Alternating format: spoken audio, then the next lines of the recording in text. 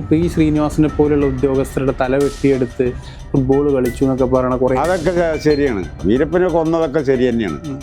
തലയൊക്കെ മുറിച്ച് ചെറിയ പീസാക്കിയിട്ട് ശരീരം പുഴയിലേക്ക് മീനിന് തിന്നാനിട്ട് കൊടുത്ത എല്ലാം ശരിയാണ്. ഈ 5 ആളെയും വെടിവെച്ച് കൊല്ലുക എന്ന് പറഞ്ഞിട്ട് 5 ആളെയും വെടിവെച്ച് വന്നു.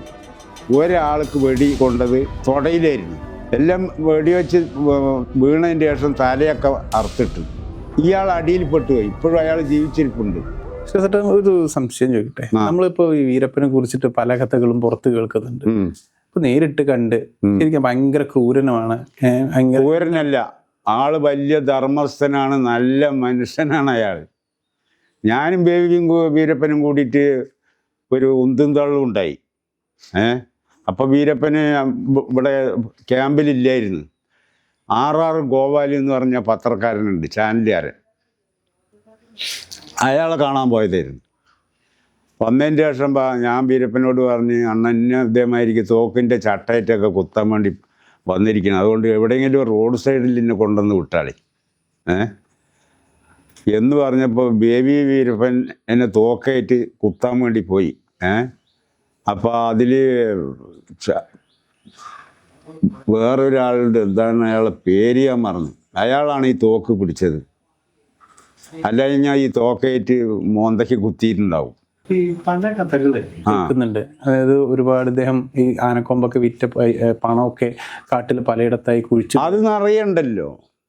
അതൊക്കെ സത്യമാണോ? അതൊക്കെ സത്യം തന്നെയാണ്. അതിക്കേ പൈസ ഉണ്ടല്ലോ, ആൾക്ക് പൈസ ഉണ്ട്. 3000 ഉറുപ്പ്യക്കാണ് തൃശ്ശൂർക്കാർക്ക് ആനക്കൊമ്പ് ചെറുതും വലുതുമായിട്ട് തൂക്കി കൊടുക്കുന്നത്. പിന്നെ രാജകുമാറിനെ കടത്തി വെച്ചതിൽ തന്നെ 4 ചാക്ക് പണമാണ് മൂപ്പര് കൊണ്ടുപോയത്. ബാക്കിയൊക്കെ RR ഗോപാല് ചാനലുകാരൻ കൊണ്ടുപോയി. അതൊക്കെ കാട്ടിലാണ്. അത് പഴയ പൈസയാണ്, ഇനി കിട്ടിയിട്ടും കാര്യമില്ല. സ്വർണം അങ്ങനെ സ്വർണ്ണമൊന്നുമില്ല, പൈസ മാത്രമേ ഉള്ളൂ. ഇദ്ദേഹത്തിന് ശരിക്ക് ഇദ്ദേഹത്തിൻ്റെ പിറകിൽ ആളുണ്ടായിരുന്നോ? അതായത് നമ്മൾ പല ഉന്നതരുടെയും പേരുകളൊക്കെ അത് ആദിക്കുണ്ടായിരുന്നു. MLA മാരൊക്കെ ഉണ്ടായിരുന്നു. അവരെ കേറോപ്പിൽ കൂടിയിട്ടൊക്കെയാണ് ആദിക്ക് ചന്ദനവും ആനക്കൊമ്പൊക്കെ കൊടുത്തിരുന്നത്. പിന്നെന്ന് പറഞ്ഞാൽ ബസ്സിന് ബോംബ് വെച്ചിട്ട് 10-25 ആൾക്കാർ മരിച്ചില്ലേ, അതിലെല്ലാവരും വിട്ടു നിന്ന്. പിന്നെ വീരപ്പനായിട്ടുള്ള കൺഷനാണ്ട് പോയി. കാരണം അവർ കൺഷൻ ഉണ്ട് എന്ന് പറഞ്ഞാൽ അവരും കേസിൽ കൊടുക്കും. അപ്പം എല്ലാവരും ഒഴിവായി. ഇപ്പൊ ഈ ശ്രീനിവാസനെ പോലുള്ള ഉദ്യോഗസ്ഥരുടെ തല വെട്ടിയെടുത്ത് ഫുട്ബോൾ കളിച്ചു എന്നൊക്കെ പറയണ കുറെ. അതൊക്കെ ശരിയാണ്, ശരി തന്നെയാണ്. ഞാനിപ്പോൾ ഒരു 3 മാസം മുമ്പേ ഇവിടുന്ന് കാറെടുത്തിട്ട് വീരപ്പൻ്റെ നാട്ടിൽ ചെന്ന് ഒരു ദിവസം അവിടെ നിന്ന്. ചാനലുകാരൻ ശിവസുബ്രഹ്മണ്യനാണ് അവിടെ ഉണ്ടായിരുന്നത്. ഞങ്ങൾക്ക് താമസിക്കാനുള്ള സൗകര്യം. മുത്തുലക്ഷ്മി വീരപ്പൻ്റെ ഭാര്യനെ കണ്ട് വീട്ടിൽ പോയി. അങ്ങനെയാണ് തിരിച്ചു വന്നത്. ഈ റേഞ്ചറിന് DFO അല്ലേ, DFO കൺസലട്ട ശ്രീനിവാസൻ, അയാൾക്ക് എങ്ങനെയെങ്കിലും വല വിരിച്ചിട്ട് പിടിക്കണം വീരപ്പന്. അതിനുള്ള ഐഡിയകൾ എടുത്തതാണ്. അവരെ ഊരിലൊരു അമ്പലം ഉണ്ടാക്കി കൊടുത്തതും വീരപ്പൻ്റെ പെങ്ങളെ പോലീസ് കൊണ്ടെങ്ങാണ്ട് ബലാത്സംഗം ചെയ്തിട്ട് കൊണ്ടുവന്ന് ഇറക്കി വിട്ടതിനൊന്നും പ്രതികരിച്ചിട്ടില്ല ശ്രീനിവാസൻ. അങ്ങനെയാണ് കഥ. വീരപ്പനെ കൊന്നതൊക്കെ ശരി തന്നെയാണ്. തലയൊക്കെ മുറിച്ച് ചെറിയ പീസാക്കിയിട്ട് ശരീരം പുഴയിലേക്ക് മീനിന് തിന്നാനിട്ട് കൊടുത്ത എല്ലാം ശരിയാണ്. മുത്തുലക്ഷ്മി വീരപ്പൻ്റെ ഭാര്യയെ കണ്ടു എന്ന് പറഞ്ഞു. എന്താ പറഞ്ഞവര്? കണ്ടിട്ട് എന്താ പറഞ്ഞത്? കണ്ടിട്ട് സന്തോഷം തന്നെയാണ് പറഞ്ഞത്. അവരൊക്കെ ഒരുപാട് അനുഭവിച്ചിട്ടുണ്ട്. ഇപ്പം നല്ല സുഖമാണ്. 2 പെൺകുട്ടികളാണ്. ഒന്ന് ചാനലുകാരത്തിയാണ്, വിദ്യാറാണി പേര്. മകളെ പേര് വിദ്യാറാണി വീരപ്പൻ. വീരപ്പൻ്റെ മരണത്തിൽ പോലും ഒരുപാട് കാര്യങ്ങൾ അത് ദുർഗതയുണ്ട്. ശിവസേട്ടാ, നമ്മൾ അന്ന് 92-ലെ ആദ്യം വീരപ്പനെ കണ്ടപ്പോ എന്താ തോന്നിയത് മനസ്സിൽ? എന്നെങ്കിലും ഒരു ദിവസം മരിക്കുമല്ലോ ആള്. മരിക്കോ ജീവിക്കോ എന്നൊന്നും പറയാൻ പറ്റില്ലല്ലോ. പേടിയൊന്നും ഉണ്ടായിരുന്നില്ല. ക്യാമ്പിലേക്ക് ചെല്ലുമ്പോൾ എന്താ ആദ്യം കാണുന്നത്? എന്തൊക്കെയാ ക്യാമ്പ് എന്ന് പറഞ്ഞാൽ അങ്ങനെ ഒരു ഷെഡോ വീടൊന്നും ഇല്ല. ഒക്കെ കാട്ടില് നിലത്താണ് കിടന്നുറങ്ങല്. പുതപ്പ് വിരിച്ചിട്ടേ നിലത്താണ് കിടന്നുറങ്ങുക. അല്ലാതെ ക്യാമ്പ് എന്ന് പറഞ്ഞിട്ട് അങ്ങനെ ഒരു സംഭവം വീടോ ഒന്നും ഉണ്ടാവില്ല. താർപ്പായ മഴ പെയ്ത താർപ്പായ കൊണ്ട് ടെന്റ് കെട്ടും. ഇങ്ങനെ കൃത്യമായിട്ടൊരു ജീവിത രീതിയൊക്കെ ഉള്ള ആളാണോ? ആ, ജീവിത രീതി ഉണ്ട്. രാവിലെയും വൈകുന്നേരം ദൈവത്തിനോടുള്ള പ്രാർത്ഥന ഉണ്ട്. ആ ചന്ദനത്തിൻ്റെ ഭസ്മം എടുത്തിട്ട് തോക്കിലൊക്കെ തേക്കും. അങ്ങനുണ്ട്. പിന്നെ വീരപ്പനെ കൊന്നത് എങ്ങനെയെന്ന് ചോദിച്ചാൽ, വിജയകുമാർ എന്ന് പറഞ്ഞ തമിഴ്നാട് SP, കൊല്ലംകോട്ടുകാരൻ, ഒരു 2 പോലീസുകാർക്ക് ട്രെയിനിങ് കൊടുത്ത്. ഞങ്ങൾ മാവേസ്റ്റുകളാണ്, കോയമ്പത്തൂർ സെൻട്രൽ ജയിലിൽ നിന്നാണ് ഞങ്ങൾ വരുന്നത്, നിങ്ങളെ ജ്യേഷ്ഠനെ ഞങ്ങൾ കണ്ട് എന്നൊക്കെ പറഞ്ഞിട്ടുള്ള ഒരു നുണക്കഥ പറഞ്ഞ്. അപ്പോൾ AK-47 കിട്ടുമെന്ന് ചോദിച്ചു. ഇവരടുത്ത് AK-47 ഇല്ല. SLR, മസിൽ ലോഡ്, തോട്ട, ഡബിൾ വാർ, സിംഗിൾ വാർ, ഇതൊക്കെയാണുള്ളത്. പിന്നെ പോലീസ് സ്റ്റേഷനിലുള്ള 10 റൗണ്ടുള്ള ഫ്രണ്ടിൽ കത്തിയായിട്ടൊക്കെ ഉള്ള തോക്കുണ്ടല്ലോ, അതൊക്കെ ഉള്ളൂ. അപ്പോൾ ഉടനെ തോക്ക് കിട്ടുമെന്ന് ചോദിച്ചപ്പോൾ ആ തോക്ക് കിട്ടുമെന്ന് പറഞ്ഞ ഒരു നാട്ടിൽ വന്നുങ്ങാണ്ട് പോലീസിൻ്റെ തോക്കന്നെ മേടിച്ചുങ്ങാണ്ട് വീരപ്പന് കൊടുത്ത്. അപ്പോൾ വീരപ്പന് നല്ല വിശ്വാസമായി. ഗ്രൈനേഡ് കിട്ടുമെന്ന് ചോദിച്ചു. അപ്പോൾ ഗ്രൈനേഡ് കിട്ടുമെന്ന് പറഞ്ഞ് ഒരു 20 ഗ്രൈനേഡ് ഇവർ പോയിട്ട് കൊണ്ടുവന്ന് ഉണ്ടാക്കിയിട്ട്, ഗ്രൈനേഡ് എന്ന് പറഞ്ഞിട്ടുണ്ടെങ്കിൽ ഒരു ഗ്രൈനേഡിന് അത് പൊട്ടിയാൽ വിഷവായുവാണ് വരിക. അങ്ങനത്തെ സംവിധാനത്തിലാണ് അവർ വന്നത്. ശരി. അപ്പോൾ ഗ്രൈനേഡ് എങ്ങനെയാ യൂസ് ചെയ്യണമെന്നുള്ളത് കാണിച്ചു കൊടുക്കുകയാണ് മറ്റൊരു 2 ആൾ, വീരപ്പനും സംഘത്തിനും. പൊട്ടിയാക്കിയ ഇത് കാണിച്ചു കൊടുത്ത ആൾക്കാരും വീരപ്പൻ സംഘത്തിലെല്ലാവരും ബോധം കെട്ട് വീണ്. അപ്പോൾ പരിസരത്ത് പോലീസ് ഉണ്ടായിരുന്നു. അങ്ങനെ ഇവരെ എടുത്ത് ജീപ്പ് കയറ്റി കൊണ്ടുപോയി ആ മയക്കത്തിനുള്ള ചികിത്സയൊക്കെ നടത്തി. അപ്പോൾ ജീവൻ വന്നതിന് ശേഷം ഇവരൊക്കെ 4 ആളെ അപ്പം ഉണ്ടായിരുന്നുള്ളൂ. 4 ആളെയും വെടിവെച്ച് കൊന്നിട്ട് ആംബുലൻസിൽ കയറ്റിയിട്ട് ഒരു ഊരിൽ വന്നിട്ട് നിന്ന് അവർ ഒരു സ്ഥലം പറഞ്ഞ് അവിടെ വന്നിട്ട് നിന്ന് ആംബുലൻസ്. അപ്പോൾ മൈക്കേൽ പറഞ്ഞ് ജീവൻ വേണമെന്നുണ്ടെങ്കിൽ തോക്ക് അവിടെ വെച്ചുകൊണ്ട് കൈ മേപ്പെട്ട് പൊന്തിച്ചിട്ട് റോട്ടിലേക്ക് ഇറങ്ങാൻ പറഞ്ഞു. അപ്പം അതിൻ്റെ ഉള്ളിൽ നിന്ന് ആരും ഇറങ്ങണില്ല. കാരണം ബോഡിയല്ലേ അതിൻ്റെ ഉള്ളിൽ കിടക്കണത്, ശവാണല്ലേ കിടക്കണത്.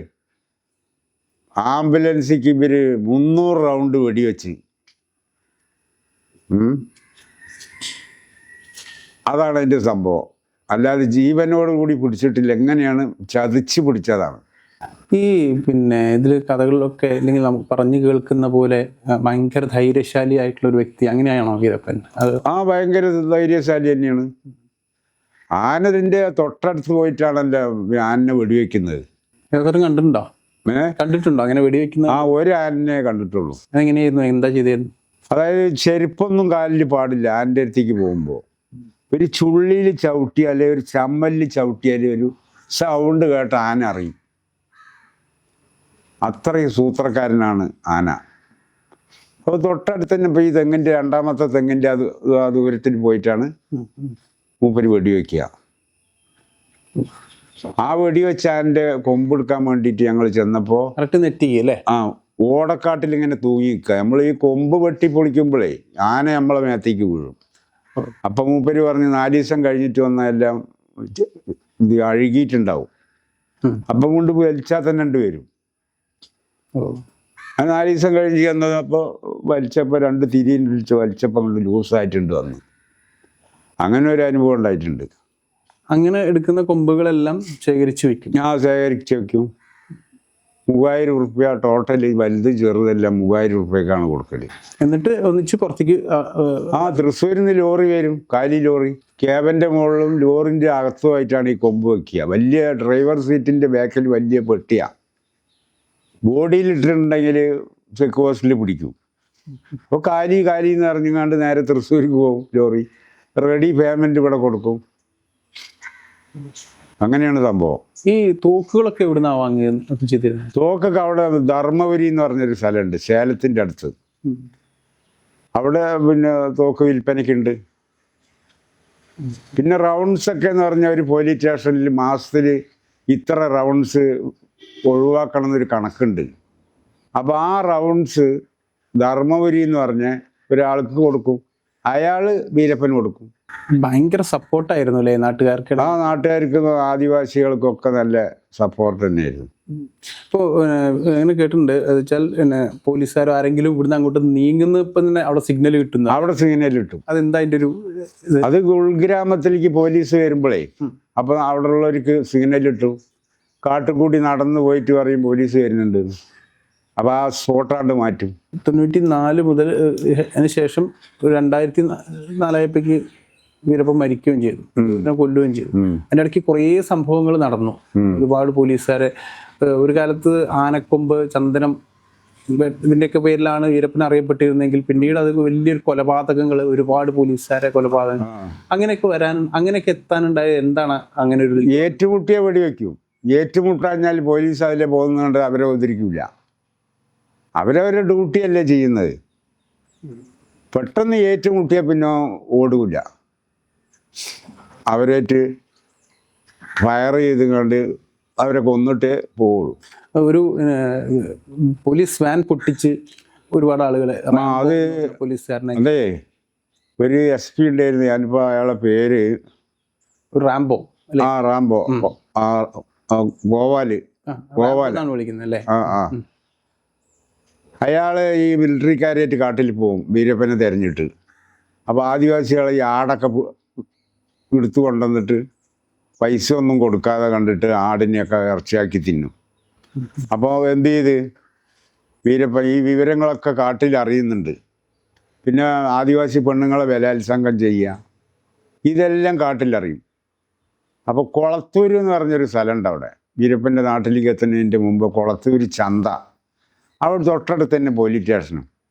അപ്പോൾ അവിടെ കൊണ്ടുപോയിട്ട് പിന്നെ ഒരു ബോർഡ് വെച്ച്, ഏണ്ട ആട്ടത്തിരടി ഗോപാലകൃഷ്ണ, നേർക്ക് നേരെ മോതിരതാരെന്താ, നേർക്ക് നേരെ അടിക്കണമെന്നുണ്ടെങ്കിൽ ഞാൻ പാലാറ് ഇന്ന ഭാഗത്തുണ്ടാവും, ഇത് അങ്ങോട്ട് പോകാമെന്ന് പറഞ്ഞു. അങ്ങനെ ഈ വിവരം ക്യാമ്പിൽ ചെന്നിട്ട് റാംബു പറഞ്ഞു. അപ്പോൾ ഒരു ബസ്സിന് ഇൻഫർമേഷൻ്റെ ആൾക്കാരുണ്ട്, അതിൽ പോലീസുകാരുണ്ട്, ഈ റാംബു എന്ന് പറഞ്ഞ ആളുണ്ട്. റാംബു ഈ ബസ്സിൻ്റെ ഫുട്പാത്തിൽ ഇങ്ങനെ പിടിച്ചിട്ട് AK-47 ഇടത്തെ കയ്യിലും പിടിച്ചിട്ട് ഇങ്ങനെ നിൽക്കായിരുന്നു. അപ്പോഴാണ് ബോംബ് പൊട്ടുന്നത്. അപ്പോൾ ഇവൻ കുറേ പൊന്തിങ്ങാണ്ട് വീണ് താടിയല്ലി കയ്യും കാലെല്ലാം മുറിഞ്ഞ്. മറ്റുള്ള ബസ്സിലുണ്ടായിരുന്ന എല്ലാ ആൾക്കാരും മരിച്ചു, ഇവൻ രക്ഷപ്പെട്ടു. അതാണ് സംഭവം. അത് തോട്ടമുണ്ടല്ലോ, വെടിമരുന്ന്, ഒരു 5 തോട്ട, കുറേ മരുന്ന്, തോട്ടൻ്റെ ഉള്ളിൽ ക്യാപ്പ്, ഈ 5 ക്യാപ്പിന് ഒരു തിരിയാണ്. അപ്പോൾ മണ്ണ് മാന്തിങ്ങാണ്ട് അവിടെ കുഴിച്ചിടുകയാണ്. ഇതിൻ്റെ കണക്ഷൻ കുറച്ച് ദൂരത്താണ്. അപ്പോൾ ബസ് കറക്റ്റായിട്ട് ഇവിടെ എത്തിയാൽ അവിടെ തീ കൊടുത്താൽ ഭൂമിൻ്റെ അടിയിൽ കൂടിയിട്ട് ഇതൊന്ന് പൊട്ടും. ശരി, അങ്ങനെയാണ് സംഭവം. ഒരു തവണ വീരപ്പൻ പോലീസിന്റെ പിടിയിലായിരുന്നു അല്ലേ? അത് കുറേ മുമ്പേ. അന്ന് ഇത്ര സ്ട്രോങ് ഇല്ല. അന്ന് ഈ പറഞ്ഞ റേഞ്ചർ ഉണ്ടല്ലോ, എന്താ നമ്മളെ പറഞ്ഞ തലവെട്ടി ശ്രീനിവാസന് അന്ന് ഫോറസ്റ്റ് ബംഗ്ലാവിൽ ഇരുത്തിയിട്ടാണ് പോയത്. കയ്യിന് വിരങ്ങൊക്കെ ഉണ്ട്. അപ്പം അന്ന് രാജീവ് ഗാന്ധിയും പിന്നെ വേലിപ്പുള്ളി പ്രഭാകരൻ വിടുതല പുള്ളിൻ്റെ ആളും ബാംഗ്ലൂർക്ക് വരുമെന്ന് പറഞ്ഞു. അപ്പോൾ ഈ ആള് ഫോറസ്റ്റ് ബംഗ്ലാവിൽ ഇരുത്തിയും കണ്ട് ബാംഗ്ലൂരിൽ പോയതാണ്. അപ്പം ഫോറസ്റ്റുകാർ 2 ആൾ ഇതിലുണ്ടായിരുന്നു. അപ്പോൾ വീരപ്പൻ പറഞ്ഞ് തല ഭയങ്കര വേദനയാണ്, കുറച്ച് എണ്ണ വേണമെന്ന്. അപ്പോൾ ആ എണ്ണ കൊടുത്ത്, ആ എണ്ണ ഈ ബലങ്ങൽ താണ്ട് തേച്ചെങ്ങാണ്ട് അതാണ്ട് ഊരിയിട്ട് അപ്പോൾ പഴയ കാലത്തുള്ള ജനലാണ് ഫോറസ്റ്റ് ബംഗ്ലാവിന്. ആ ജനലുണ്ട് അടത്തി പാതിരയ്ക്ക് രാത്രി. എന്നിട്ട് അങ്ങനെയാണ് ചാടി രക്ഷപ്പെട്ടത്. 5 മാസമല്ലേ ഉണ്ടായിരുന്നേ? എന്തായിരുന്നു അവിടുത്തെ ശമ്പളം? ഇല്ലല്ലോ, പോകും കാട്ടിൽ പൈസന്റെ ആവശ്യമില്ലല്ലോ. അല്ല, എന്തെങ്കിലും തരാന്ന് പറഞ്ഞിരുന്നോ? തരാന്ന് പറഞ്ഞിരുന്നു 10 ലക്ഷം. 5 മാസം തന്നില്ല. ഇല്ല, ഞങ്ങൾ വീരപ്പനും കാര്യപ്പെട്ട സേത്തുക്കുളി ഗോവിന്ദനൊക്കെ ഗോപാലിനെ കാണാൻ വേണ്ടിയിട്ട് പുല്ലൂർ ഡാമിലേക്ക് പോയിരുന്നു. ആ നേരത്താണ് വളയുന്നത്. പിന്നെ ആളെ കാണാതെ ഞങ്ങൾ അവിടെ നിന്ന് തടിയെടുത്തതല്ലേ, രക്ഷപ്പെട്ടു വന്നതല്ലേ. നിങ്ങൾക്ക് എല്ലാവർക്കും കൂടെ 10 ലക്ഷം രൂപ തരാം? ഒരാൾക്ക് 10 ലക്ഷം. ശരി. എന്നോട് 10 ലക്ഷം എന്ന് കരാറ് പറഞ്ഞിട്ടില്ല കേട്ടാ.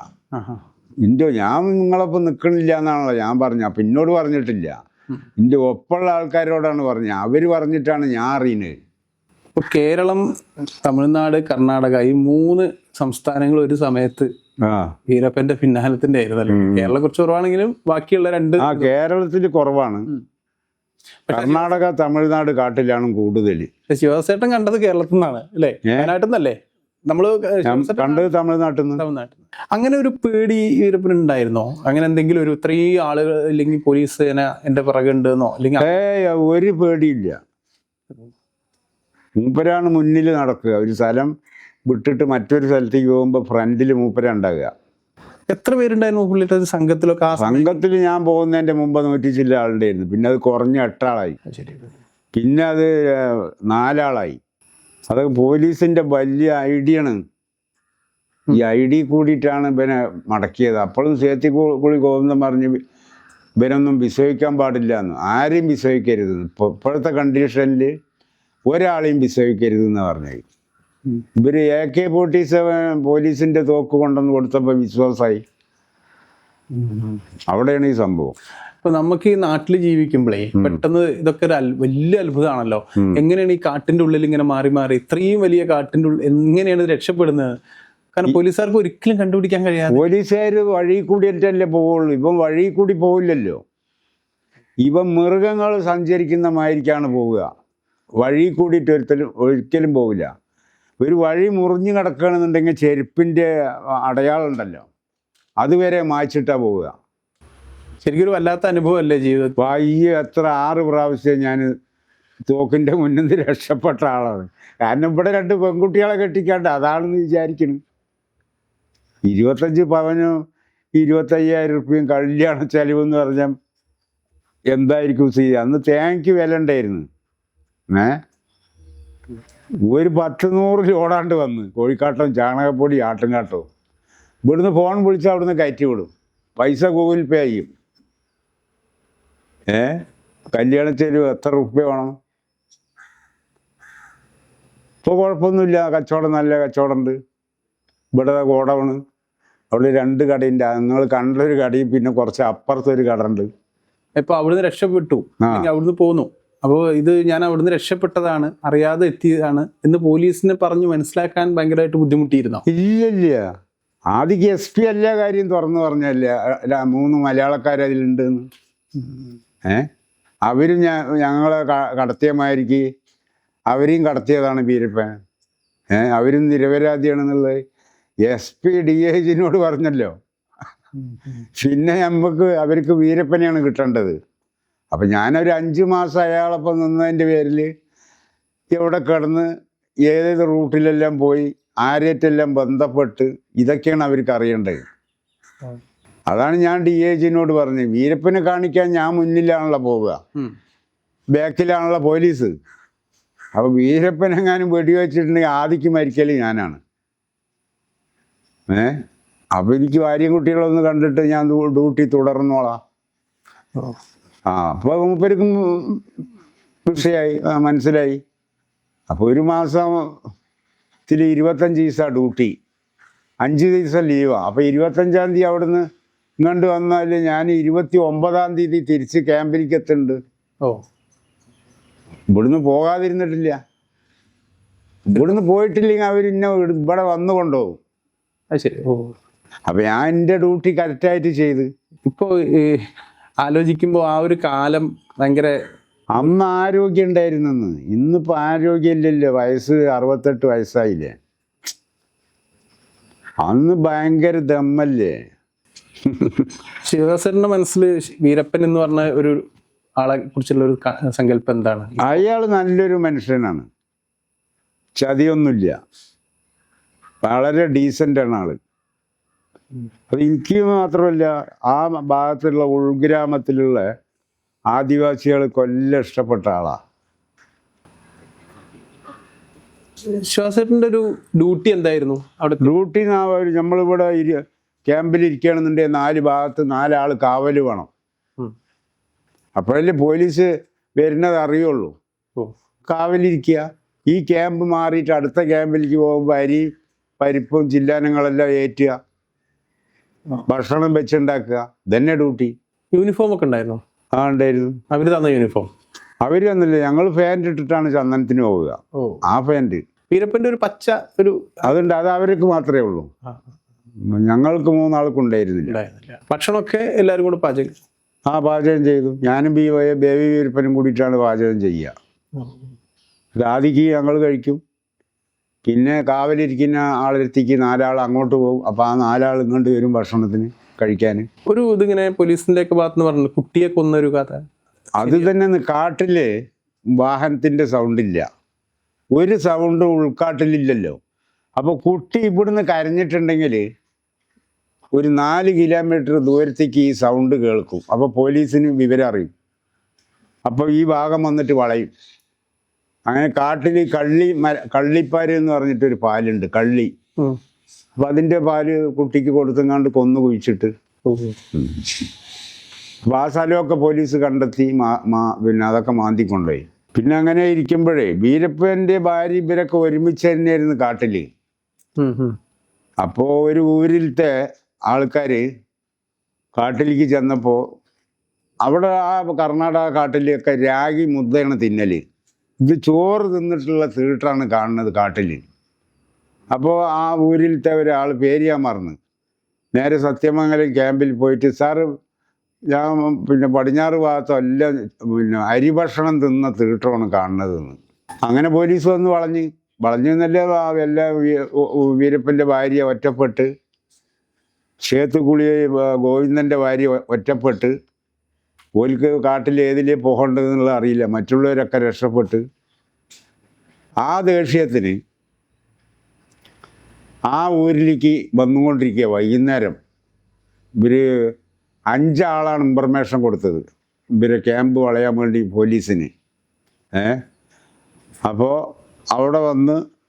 അവിടെ വരുന്നതിൻ്റെ മുമ്പ് ഒരു 10 വയസ്സായ പയ്യനും ഒരു വയസ്സായ ആളും മാട് നാക്കാലിനെ മേച്ചിട്ട് അവരെ ഊരിലേക്ക് വരികയായിരുന്നു.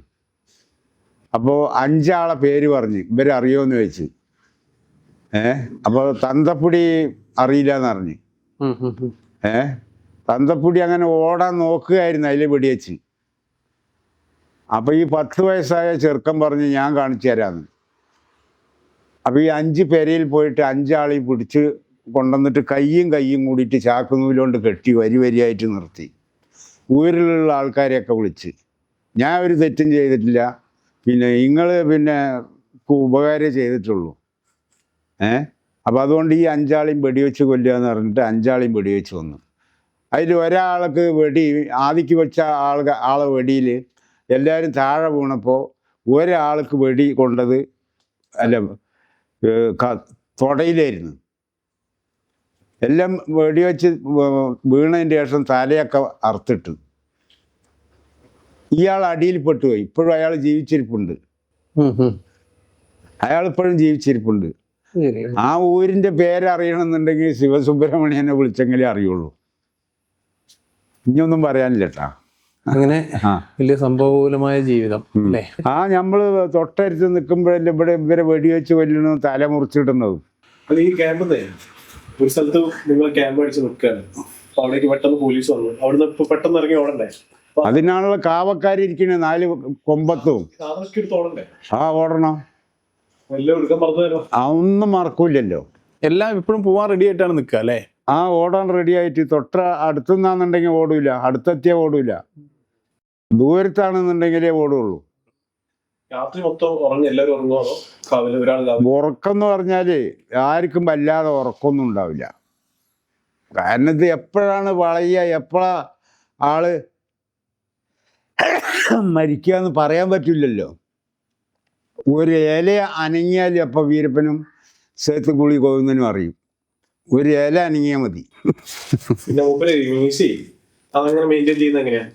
അത് ആഴ്ചയിൽ ഒരു പ്രാവശ്യം ഷേവ് ചെയ്യും. ഞാനും ഷേവ് ചെയ്ത് കൊടുത്തിട്ടുണ്ട് മൂപ്പർക്ക്. മീശ കറക്റ്റായിട്ട് ഇങ്ങനെ വെട്ടി കറക്റ്റായിട്ട് വെട്ടും.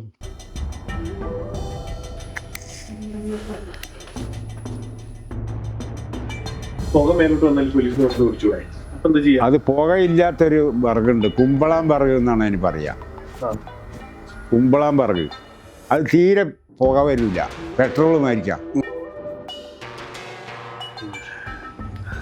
ഈ തോക്ക് ഉപയോഗിച്ചോ നിങ്ങള്? ആ ട്രെയിനിങ് ഉണ്ടായിരുന്നോ? ആ SLR, തിരിനോട്ട് തോട്ട, ഡബിൾ ബാർ അതൊക്കെ ഉപയോഗിച്ചു. ഒരു മാനിനെ ഞാൻ വെടിവെച്ചിരിക്കും. അത് അവരെ കൂടെ നിൽക്കുന്ന ഫോട്ടോ ഒക്കെ ഉണ്ടായിരുന്നു. എന്നോട് പറഞ്ഞ് ബാബ മുഹമ്മദ് SP പറഞ്ഞ് പഴയതുപോലെ നീ ഒരു 4 ആളെ 5 ആളെ കൂട്ടിയിട്ട് ചന്ദനത്തിന് വീണ്ടും കാട്ടിൽ പോവുക. എൻ്റെ അടുത്ത് സൈനേഡ് തന്നിരുന്നു 2 പാക്കറ്റ് പോലീസ്. ഞാൻ ഭക്ഷണത്തിലിടില്ല, അത് വേറെ കാര്യം. അത് ഷഡ്ഡി ഇവിടെ മുറിച്ചും കണ്ടേ സൈഡിൽ വെച്ച് തന്ന്.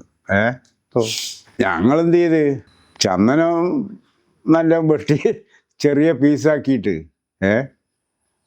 മാസത്തിലൊരു പ്രാവശ്യം ഇങ്ങോട്ട് മലപ്പുറം മോങ്ങത്തെ ഒരു ചന്ദന ഫാക്ടറി ഉണ്ട്, മോങ്ങം. അവിടെ കൊണ്ടുവന്ന് തൂക്കം കൊടുക്കും. അപ്പോൾ പോലീസിൻ്റെ ഈ 6 മാസത്തിൽ ഇതൊക്കെ പെട്ട് കണ്ടില്ല, വീരപ്പനെ കണ്ടില്ല. അങ്ങനെ അവരെ കൂട്ടത്തിൽ നിന്നിട്ടുള്ള ഫോട്ടോ ഒക്കെ ഉണ്ടായിരുന്നു. അതാ ഇതിൻ്റെ ഒപ്പം ഉണ്ടായിരുന്ന കോഴിക്കോട്ടുകാരൻ ശിവദാസൻ ഉണ്ടായിരുന്നു. ഈ 5 ആളെ ജോലിക്ക് വിളിച്ചല്ലോ, ആ ശിവദാസൻ്റെ അടുത്താണ് പെട്ടുപോയത്. ആ ഫോട്ടോ കംപ്ലീറ്റ്. ശരി. അവൻ്റെ പേരെവിടെയാണെന്നൊന്നും ഒരു പിടിയില്ല. ഈ മിലിറ്ററിക്കാരൊപ്പം നിന്നിട്ടുള്ള ഫോട്ടോ ഉണ്ട്. ആ പിന്നെ അവര് മാന്യ വെടിവെച്ച ഫോട്ടോ ഉണ്ട്. ഞാൻ AK-47 ഇങ്ങനെ പിടിച്ചിട്ട് നിൽക്കുന്ന ഫോട്ടോ ഒക്കെ ഉണ്ട്. എല്ലാം അവൻ്റെ അടുത്ത് പെട്ടുപോയി. ആളിപ്പോ എവിടെയുള്ളത്? കോഴിക്കോട് എവിടെയോ ഉണ്ട്, എവിടെയെന്ന് വരാൻ അറിയില്ല. അപ്പൊ എന്തെങ്കിലും തെളിവ് ശരിക്ക് ഉണ്ടോ, കയ്യിലുണ്ടോ? ഇങ്ങനെ അന്നത്തെ കാലത്തിന് ഇല്ല, നമ്മളെ മനസ്സിലുള്ളത് മാത്രമേ ഉള്ളൂ. അത്രേ ഉള്ളൂ. ഇപ്പൊ ആരെങ്കിലും അങ്ങനെ ബന്ധപ്പെടാറുണ്ടോ ഈ ഒരു സമയത്ത്? ആരും അവൻ്റെ ഗ്യാങ്ങിലുള്ള എല്ലാവരും മരിച്ചില്ലേ. വീരപ്പൻ്റെ നാട്ടിലേക്ക് ഞാൻ പറഞ്ഞില്ലേ, വയനാട്ടുകാരൻ ചാനലുകാരെ ഓൻ കാർ എടുത്തിട്ട് അവിടെ ചെന്നു. അവിടെ ചെന്നിട്ട് അവിടുത്തെ ഇന്റർവ്യൂ ഒക്കെ എടുത്തിട്ടാണ് വന്നത്. പുള്ളി ഒറ്റയ്ക്കേ പോവുള്ളൂ, ഒരാളെ തുണക്കൊന്നും കൂട്ടില്ല. ശിവസുബ്രഹ്മണ്യനെ വിളിച്ചിട്ട് അയാളെല്ലാ സംഭവം പറഞ്ഞു കൊടുത്തു. അങ്ങനെ ഈ വയനാട്ടുകാരൻ തമിഴിലുണ്ട്, മൊബൈലിൽ ഇംഗ്ലീഷിലുണ്ട്, കർണാടകത്തിലുണ്ട്, മലയാളത്തിലുണ്ട്. അല്ല, പിന്നെ പോലീസിൽ നിന്ന് അങ്ങനെ ആരെങ്കിലും എന്തെങ്കിലും എൻക്വയറിക്കൊക്കെ പിന്നെ വിളിക്കാറുണ്ടോ? അതോടുകൂടി കഴിഞ്ഞു പോയ കഥ. അയാൾ മരിച്ചതോടുകൂടിയിട്ട് ആ കഥ അവസാനിച്ച്.